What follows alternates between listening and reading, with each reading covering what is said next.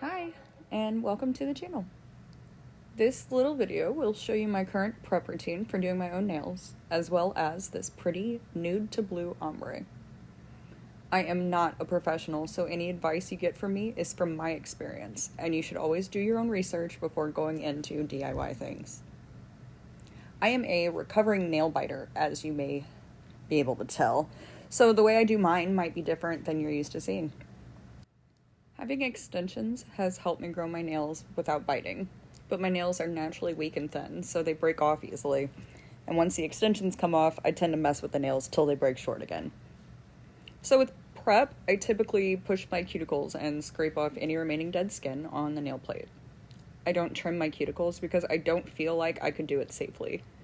I'm always fascinated watching nail professionals trim cuticles with those tiny scissors, but it's not something I feel like I need to mess with.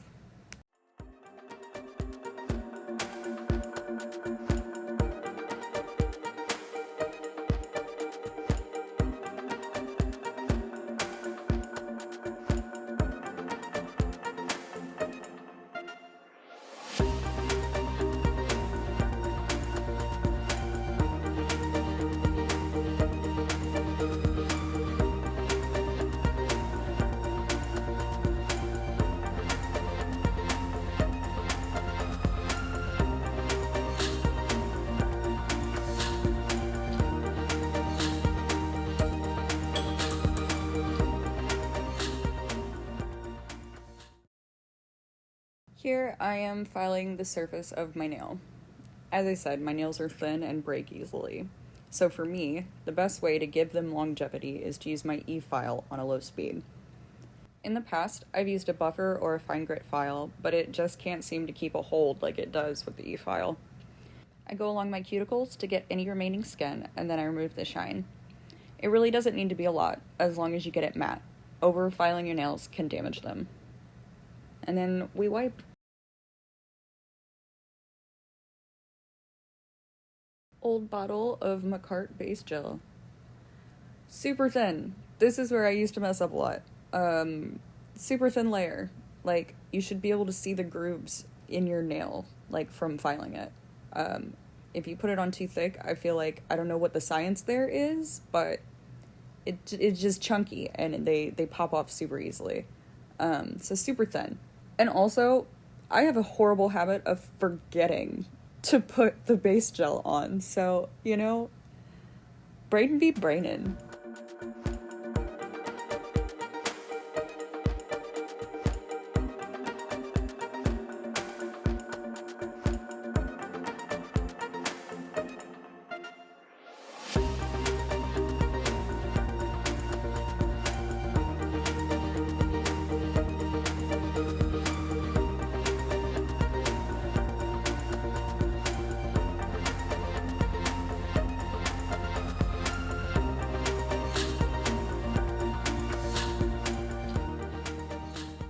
There's a theme here, and it is wiping your nails with alcohol. Nail forms. I love these nail forms.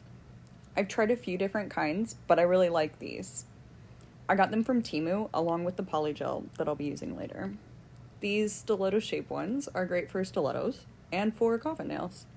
In this case, I went for more square coffins, but I actually didn't mean to. I love stiletto on myself, but I guess my brain went AFK, and when I applied the gel, I didn't shape it for stilettos. It happens. They turned out cute regardless. Sidewall to sidewall, that's what you're looking for. Like, the side of your nail, what it extends past your finger, that's the size you're looking for. Bigger is better than smaller. This is polygel. It's from Temu. But, I don't know, maybe it's because my nails are so short that when they say sidewall to sidewall, I had such a hard time with that. Does anyone relate? I could not, for the life of me, size my nails properly. We're getting better. But that first polygel I got, super disappointing because it was called Natural Pink, and it was orange, red, and then this one's called Clear Coffee, and it is Natural Pink. So yeah, Temu, you should, when you're shopping at Temu, you should make sure that you're going by the color you see, not by the name of the color. We're very, very lucky it turned out good there.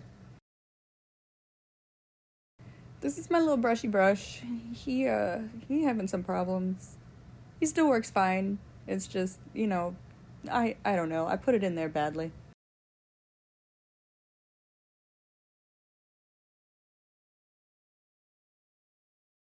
So we're gonna take this polygel and put it inside of one of my little nail forms. It was very cold in my house, so it's very hard to squeeze it. Surprisingly, I really like this polygel. It's not super sticky, and you don't really need a lot of alcohol to control it. When you're putting polygel in your nail form, you should try to make it really thin near the cuticle and like near the nail. Like mine are short, so basically the full length of my nail is where it's super thin at on the form. The sides should also be pretty thin, and then the bulk of your nail should be in the middle. I'm going to be doing an overlay with just regular clear gel over the top of these for strength. For stilettos, for me, for my lifestyle, it's so much easier to do dual forms than paper forms. Though paper forms are gorgeous, and that's a whole different thing. It's a whole different thing.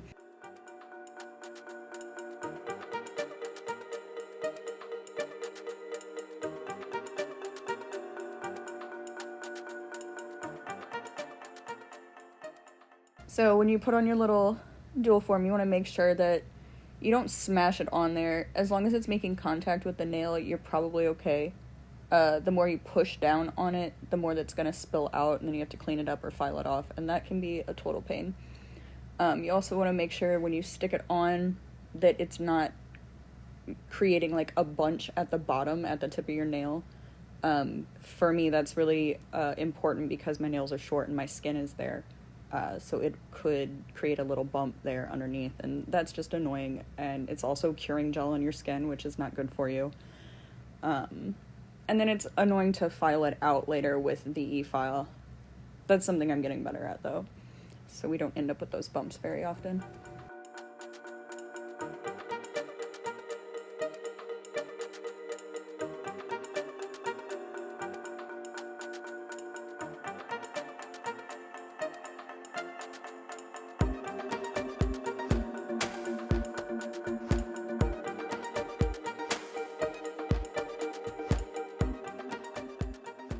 You want to make sure to bring the polygel up to the sides. I mean, it's okay if it goes over the edge, you can always file that off, but you can't, it's hard to add more. So you want to pull it all the way to the edge.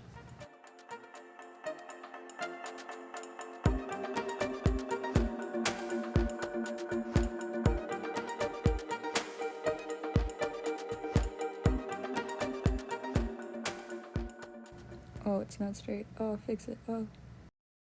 Look underneath. Make sure there's no gel touching your finger skin. Oh, crooked. Got it. Got it. Also, don't mind the lamp turning back and forth. My kid was doing resin stuff on the other side. So we were sharing the lamp. It was a team effort.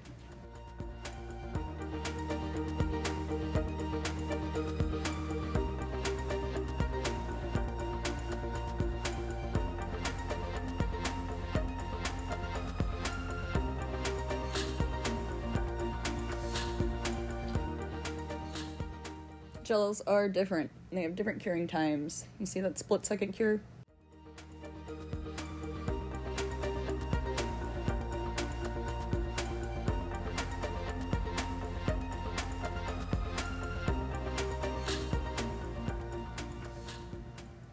Oh, yeah. I wish I couldn't keep the sound on in the clips, or I would totally let you listen to that ASMR of popping those little guys off. I have children, and they were just being children in the background the whole time, so no sound this time.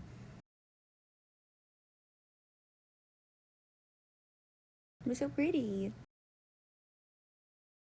Some people don't do this, and they're very against it, and some people are all for it, but I have decided I am all for it. Putting a non-sticky layer top coat under your nails before you file, it literally, it just prevents all of the powder from clumping up underneath there and then being a pain in the... But super helpful. Do recommend.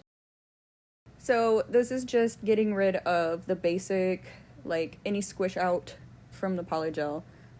This doesn't have to be super thorough as long as you just make it not as big of a jump, because with the gel overlay on top, that'll fix most of the issues. I mean, you can so totally for sure be thorough about it. I typically, I'm not, because not a big deal.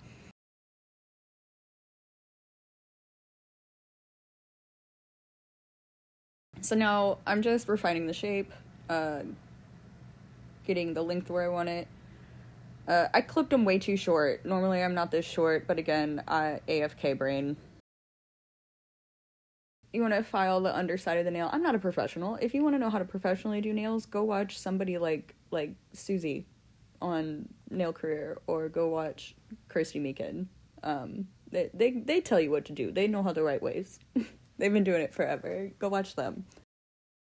I'm just a big DIY person. If I see something neat that I want to do or want to make, my brain just tells me, you could do that yourself. So I just do it myself. I used to get my nails done, like, at a little salon, but it's just, it's uncomfortable being around people, so no.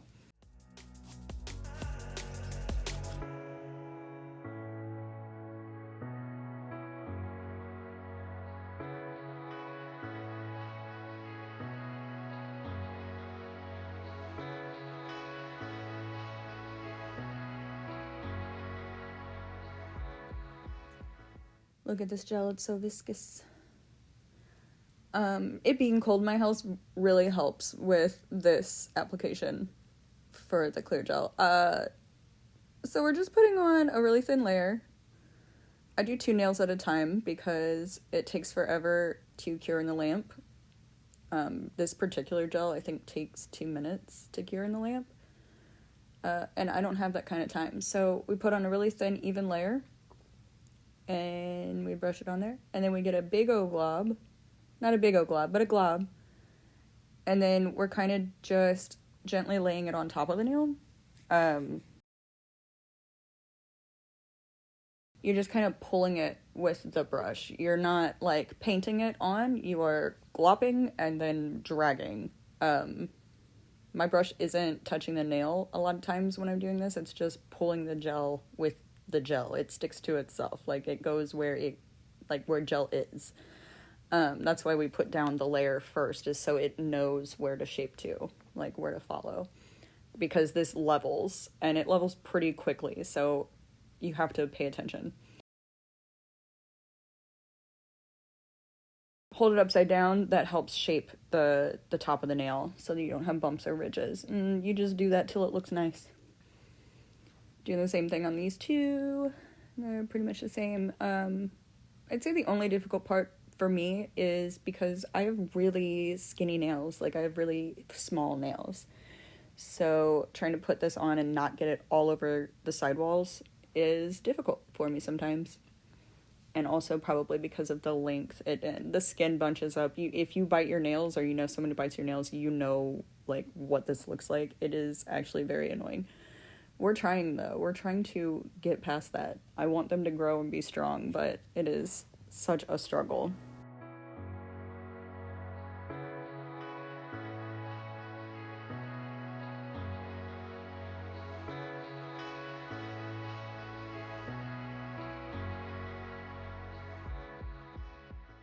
I'm kind of assuming that if you're watching this, you probably know a little bit about nails or have watched other nail videos.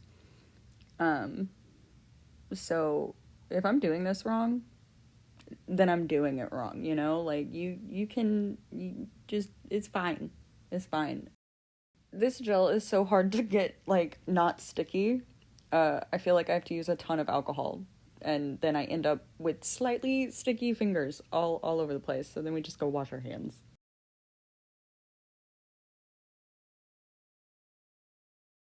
So I'm not good at gradients. I have struggled. I used to use my finger to blend it, and then my boyfriend got me these lovely brushes from Kirsty Meakin. So I was trying to use that, but you know, there is a learning curve. Also, probably didn't help that I forgot to put a base coat on over this. That's a running theme. Forgetting things, so just bear with me. But how pretty is this blue? I have a set of Model 1's gel polishes that I've been using for a while. It's a huge set. But they're really nice. I like them. They're really the most experience I have with gel polish is with this Model 1's kit. I've only been doing this for like a year, so just it's cool.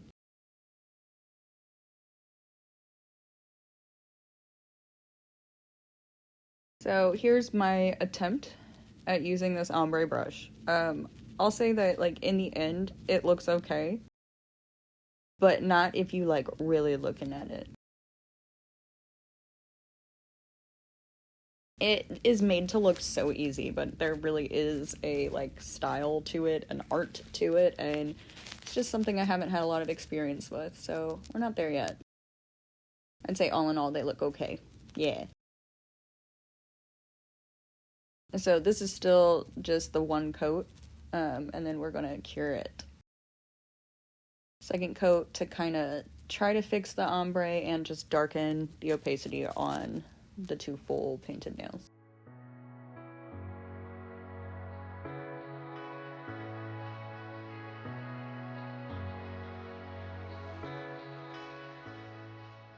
This is my color palette.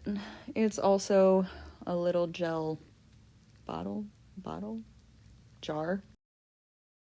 So I was trying to think of just something really simple, but cute to put on these, and I've never really done floral nails, so this is just little white flowers, and then even littler pink flowers with some leaves.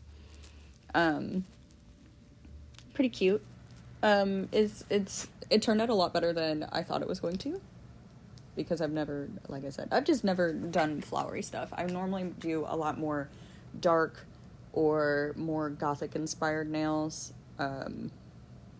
It's typically more my aesthetic, but it's okay to be a cute little girly sometimes.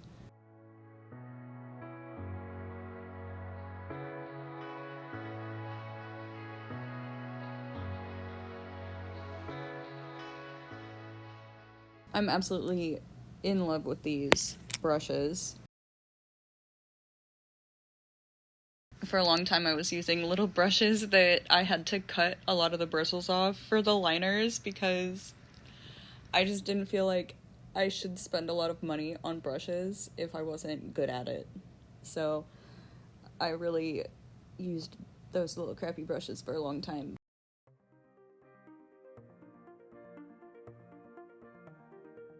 I love these little baby pink flowers.